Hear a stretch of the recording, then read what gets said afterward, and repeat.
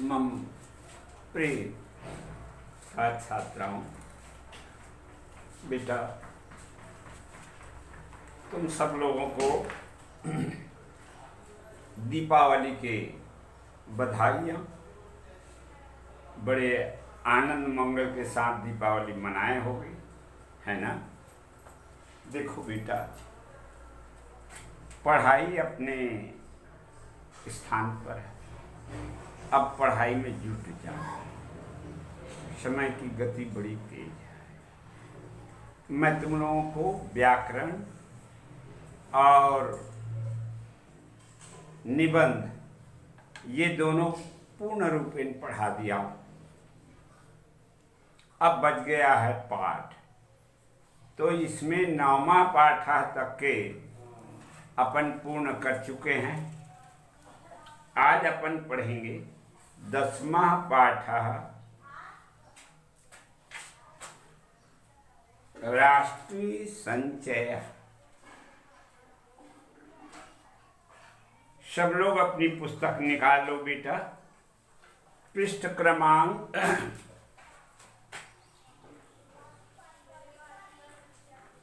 25 है क्या? 25 है बेटा, ठीक है।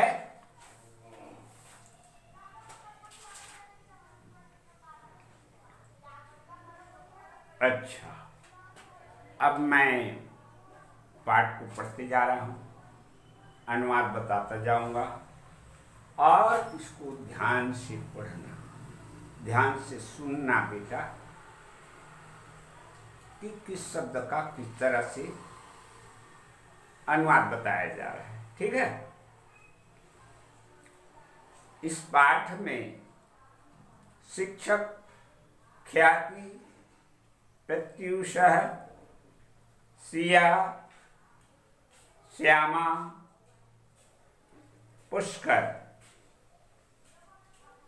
इतने पात्र हैं और इनके बीच की चर्चाएं। आ जाओ। ख्याति नाम की बालिका बोल रही। ख्याति है, गुरु अस्मिन् वृक्षे किम लंबते। चित्र को देख रहे हो ना? चित्र को दिखाते हुए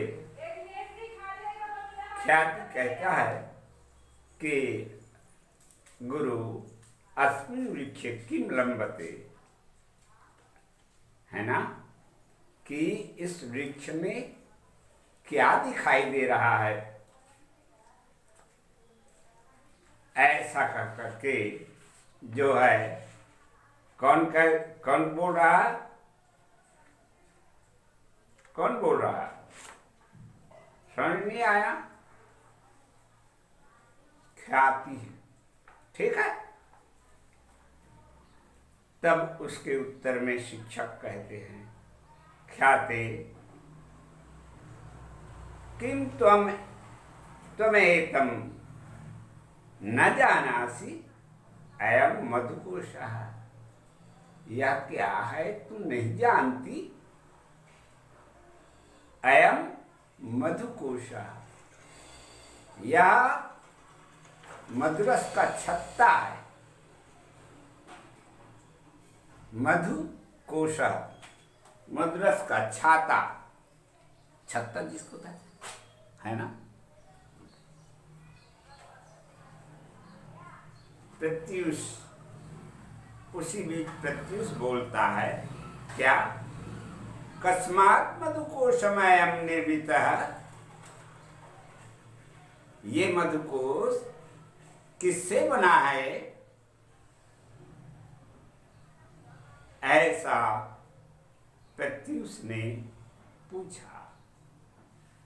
तब शिक्षक कहते हैं, प्रत्यूष मधुमक्षिका स्नैः स्नैः पुष्परसम आहृत्य एकत्रित कुर्वन्ति। प्रत्यु मधुमक्खियां धीरे धीरे फूलों के रस को एकत्रित करके यहाँ छाते पर रखते हैं। यदि कोऽपि मधु गृहीतुम आयाति तर्हि मक्षिका तम दंसन्ति।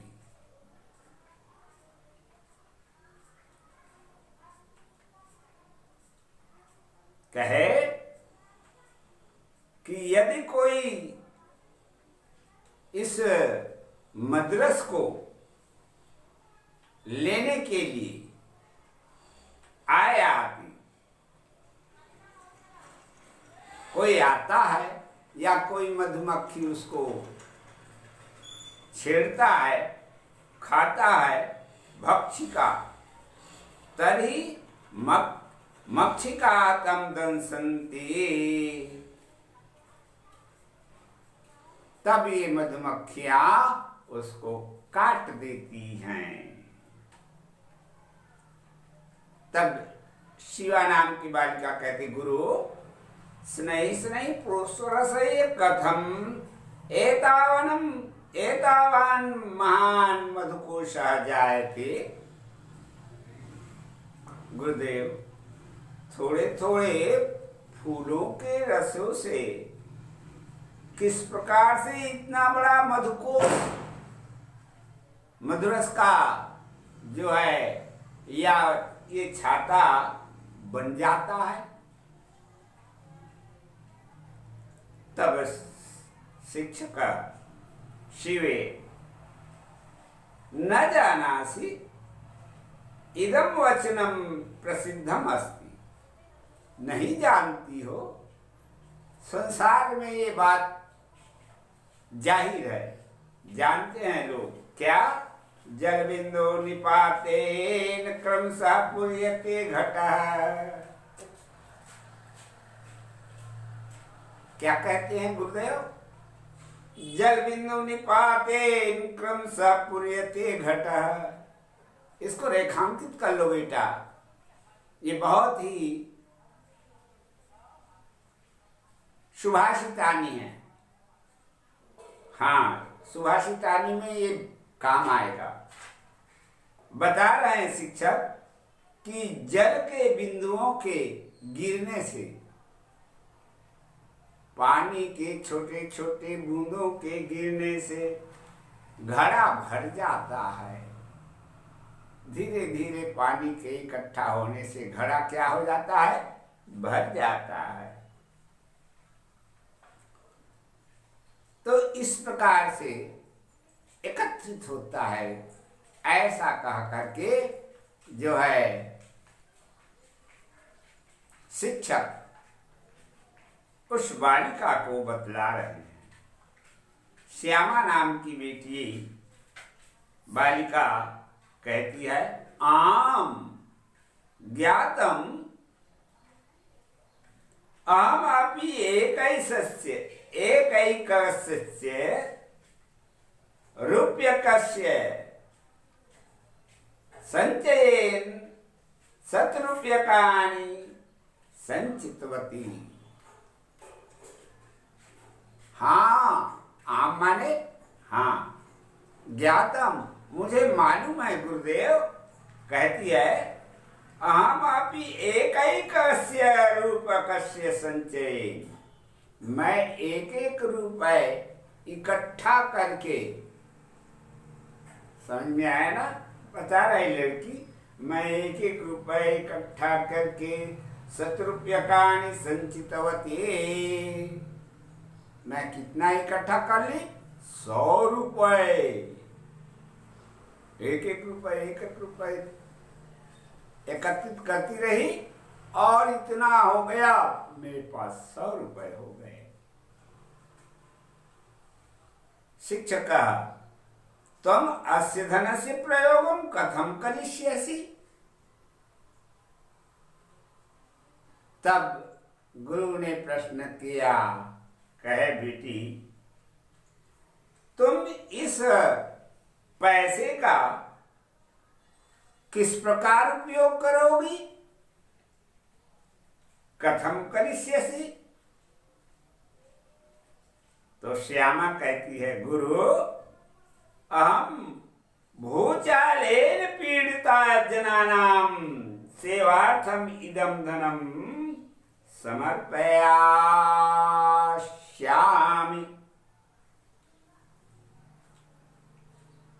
श्यामा बोलती है, गुरुदेव ये पैसे मैं धरती हिलने से जो नुकसान हुआ है, भूचालेन पीड़िता जना, धरती के हिलने से जो क्षति हुई है, उनके लोगों के हित के लिए, उनकी सेवा करने के लिए इस पैसे को मैं समर्पित करूंगी, ऐसा उस बालिका ने गुरु से बताए। शिक्षक कहने लगे, बाढ़म तुम द्वेकार्ये साधुआ करो। अरे बहुत अच्छा, तुम दो कार्य एक साथ कर रही हो। प्रथमम स्वव्ययार्थम प्राप्तस्य धनस्य संचयः, द्वितीयं च तस्य संचितस्य धनस्य भूचाल पीड़ित जनानां सहायतार्थम प्रदानम। देखो कहने लगी, शिक्षक कहने लगा, बहुत अच्छा, तुम द्वैकार्यम साधु करो, तुम दो कार्य एक साथ कर रही हो। प्रथमम स्वव्ययार्थम प्राप्तस्य धनस्य संचयः, एक तो तुमको खर्च के लिए दिए गए पैसे का बचाकर, है ना, खर्च के लिए दिए गए पैसे को बचाकर, हैं, तुमने क्या किया, पैसा इकट्ठा किया। धनस्य संचय, पैसा इकट्ठा किए। एक तो ये अच्छा काम किया कि जितने पैसे तुमको मिलते गए सबको खर्च नहीं करे, बचाई। एक एक रुपए बचा करके बेटी तुमने इतना इकट्ठा कर दिया।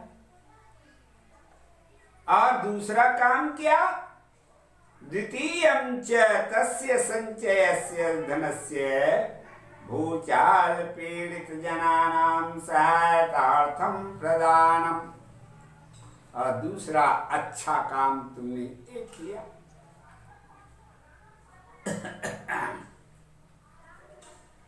कि ऐसे भूचाल से, ऐसे धरती डोलने से जो नुकसान हुआ है लोगों को, उनके सहायता के लिए तुम दान दे रही हो।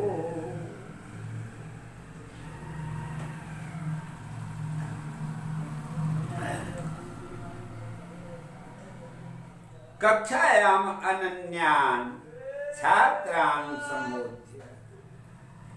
इस प्रकार से गुरुजी ने देखा, रे बेटे ये बिटिया कैसे अच्छा काम कर रही है, ऐसा कह करके गुरुदेव ने अन्य बच्चों को संबोधन किया। बेटा है ना, जैसे ये बिटिया की वैसे तुम लोगों को भी करना चाहिए। इस प्रकार से गुरुदेव ने संबोधन किया। शेष जो बेटा अगले पीरियड में पढ़ा दूंगा।